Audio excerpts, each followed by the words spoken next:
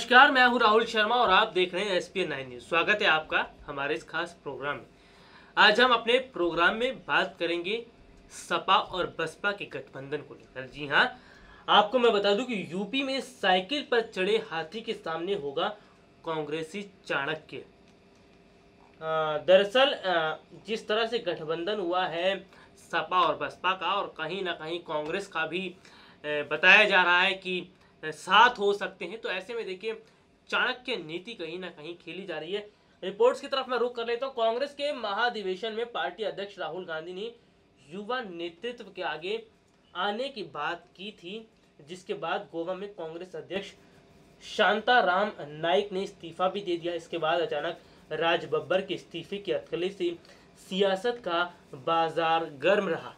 यह माना गया कि राज बब्बर की जगह किसी ब्राह्मण चेहरे को अध्यक्ष बनाया जा सकता है, लेकिन शाम तक ये साफ हो गया कि राज बब्बर ने इस्तीफा नहीं दिया है और वो पद पर बने हुए।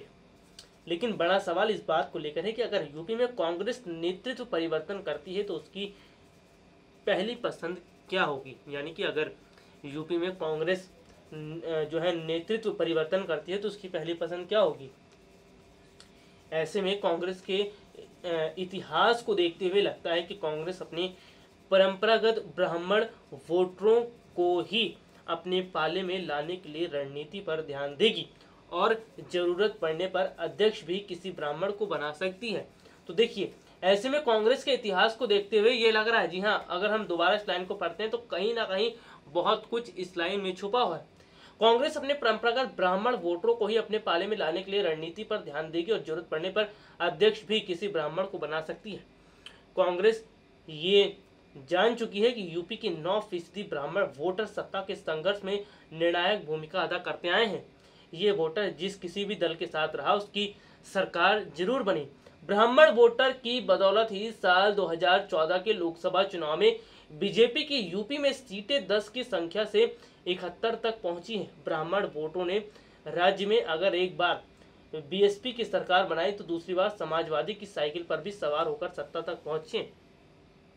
ब्राह्मण वोटर की अगर मैं बात करता हूँ तो ब्राह्मण वोटर बहुत अहमियत रखते हैं। जी हाँ, जो अगर ब्राह्मण वोटर की हम बात कर लेते हैं तो सबसे बड़ी बात तो ये है कि इस बार जो कांग्रेस है वो ब्राह्मण वोटर के सहारे चुनाव जीतने की कोशिश कर रही है। ब्राह्मण वोटर की अगर हम बात भी कर रहे हैं तो कहीं ना कहीं देखिए, जो ब्राह्मण वोटर है, जो ब्राह्मण वोट है, वो एक बहुत बड़ा वोट है। तो ऐसे में ये वोट कहीं ना कहीं कांग्रेस को फायदा पहुंचा सकता है। अगर अध्यक्ष पद की हम बात ही कर रहे हैं तो देखिए, किसी ब्राह्मण को ये पद दिया जा सकता है। तो ऐसे में देखिए, जिस तरह गेम खेल रही है कांग्रेस, तो आप देख सकते हैं कि वाकई में ये कहीं ना कहीं अपने आप में अलग है। रिपोर्ट्स की तरफ मैं दोबारा रुख कर लेता हूँ। सत्ता किसी की भी रही हो, लेकिन ब्राह्मण कभी हाशिए पर नहीं रहे।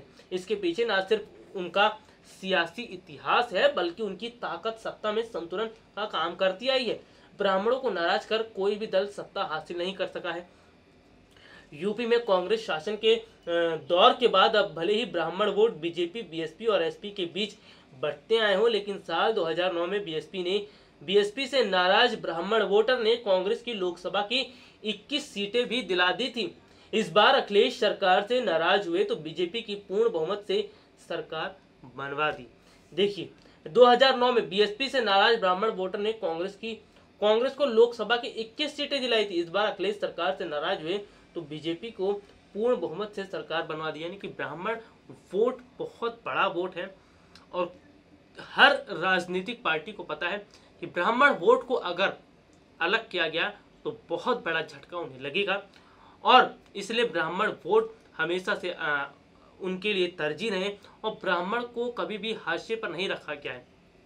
ब्राह्मण वर्ग का बहुत बड़ा हाथ है कहीं ना कहीं चुनाव जितवाने में पार्टियों को। तो अगर हम कांग्रेस की ही बात कर रहे हैं तो कांग्रेस देखिए, जिस तरह से ब्राह्मण कार्ड खेलने की कोशिश कर रही है, ये अपने आप में बहुत अलग तो है ही, साथ ही साथ इससे कांग्रेस को बड़ा फायदा भी हो सकता है।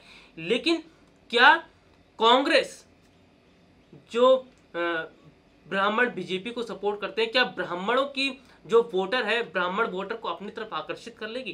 क्या 2019 के लोकसभा चुनाव में बीजेपी को तगड़ा झटका लगने वाला है? क्या पीएम मोदी की कुर्सी इस बार खतरे में? क्योंकि अगर हम ब्राह्मण वोट की बात करें तो ब्राह्मण वोट यानी कि ब्राह्मणों को आकर्षित करने में लगी है कांग्रेस। राहुल गांधी के अध्यक्ष जो अध्यक्ष हैं, कांग्रेस पार्टी के अध्यक्ष हैं राहुल गांधी, और राहुल गांधी जिस तरह की कोशिश कर रहे हैं वो वाकई में अपने आप में दर्शाता है किस तरह की पहल कर रहे हैं। और कहीं ना कहीं ब्राह्मण वोटर्स की अगर हम बात कर ही रहे हैं तो ब्राह्मण वोट अगर कांग्रेस को ज़्यादा पड़ते हैं या कांग्रेस के पाले में ब्राह्मण वोट ज़्यादा आते हैं तो इससे बीजेपी को बहुत बड़ा झटका तो लगेगा ही, साथ ही साथ पीएम मोदी की कुर्सी भी खतरे में आ सकती है, क्योंकि 2019 का चुनाव उलटफेर हो सकता है। रिपोर्ट्स की तरफ हम दोबारा से रुख कर लेते हैं तो कहीं ना कहीं देखिए जिस तरह की बातें यहाँ पर बताई भी जा रही हैं, यूपी की सियासत में ब्राह्मण वोटरों के दबदबे को देखते हुए ही कांग्रेस की रणनीति रूठे ब्राह्मणों के घर वापसी कराने की हो सकती है। हालांकि इसकी कवायद उसने साल 2017 के विधानसभा चुनाव से ही शुरू कर दी थी। उस वक्त कांग्रेस ने ब्राह्मण कार्ड खेलते हुए दिल्ली की पूर्व मुख्यमंत्री शीला दीक्षित को सीएम के तौर पर प्रोजेक्ट करने की कोशिश की थी, लेकिन वो दांव कारगर नहीं रहा। लेकिन कांग्रेस के पास ब्राह्मण मुख्यमंत्री का पुराना इतिहास है। कांग्रेस की ही तरफ से नारायण दत्त तिवारी यूपी के आखिरी ब्राह्मण सीएम थे, जो कि बाद में उत्तराखंड के भी मुख्यमंत्री बने। आजादी के बाद से अब तक यूपी में 6 ब्राह्मण मुख्यमंत्री रह चुके हैं, और खास बात यह रही कि 23 साल तक ब्राह्मण मुख्यमंत्री सत्ता में रहे। लेकिन नारायण दत्त तिवारी के बाद यूपी में कोई भी ब्राह्मण सीएम नहीं बन सका। देखिए कितनी अहम बात है कि 23 साल तक ब्राह्मण मुख्यमंत्री यानी कि सत्ता में रहे, लेकिन नारायण दत्त तिवारी के बाद यूपी में कोई ब्राह्मण सीएम नहीं बन सका। दरअसल मंडल कमंडल की राजनीति के बाद यूपी में दलित ओबीसी गठजोड़ ने कांग्रेस के चुनावी समीकरणों को बिगाड़ कर रख दिया। जो ब्राह्मण बाबरी विध्वंस से पहले तक यूपी में कांग्रेस का कोर वोटर हुआ करते थे, वो राम मंदिर आंदोलन की लहर में बीजेपी के साथ मजबूती से आ खड़ा हुआ, जबकि दलित ओबीसी वोटर ने समाजवादी पार्टी और बहुजन समाज पार्टी को अपना भरोसा बना लिया। 1989 के बाद से ही कांग्रेस यूपी की सियासत में उभर नहीं सकी। 25 साल बाद 2014 के लोकसभा चुनाव तक यूपी में कांग्रेस केवल गांधी परिवार की 2 सीटों तक ही सीमित रह गई, जबकि साल 2017 के विधानसभा चुनाव में समाजवादी पार्टी के साथ गठबंधन भी सत्ता नहीं दिला सका। विधानसभा चुनाव में केवल 7 सीटों पर ही कांग्रेस जीत सकी। अब चूंकि एसपी बीएसपी गठबंधन जहां दलित ओबीसी वोट बैंक को साधने की ताकत रखता है, तो बीजेपी को कमजोर करने के लिए कांग्रेस के पास ब्राह्मण वोटरों को लुभाने का ही विकल्प बचा है। कांग्रेस अब मायावती के सोशल इंजीनियरिंग से नसीहत लेते हुए ब्राह्मण वोटरों पर फोकस कर सकती है। अगर साल 2007 की मैं बात कर लेता हूं, तो साल 2007 में मायावती ने 89 ब्राह्मण को टिकट दिया था। इस दांव के जरिए मायावती ने सिर्फ बीजेपी के पाले से ब्राह्मण वोटरों को खींचने का कामयाब हुई, बल्कि सरकार भी बनाई। देखिए 89 ब्राह्मणों को टिकट दिया था, और यह कि ब्राह्मणों को टिकट देना यानी कि पार्टी की जीत। यहाँ पर आप अंदाजा लगा सकते हैं कि साल 2007 में मायावती ने जब 89 ब्राह्मणों को टिकट दिया था, इस दांव के जरिए मायावती ने सिर्फ बीजेपी के पाले से ब्राह्मण वोटरों को खींचने में कामयाब हुई, बल्कि सरकार भी बनाई। यानी कि वही कवायद राहुल गांधी भी कहीं ना कहीं कर रहे हैं। राहुल गांधी भी ब्राह्मण वोटरों को अपनी तरफ आकर्षित करने में लगे।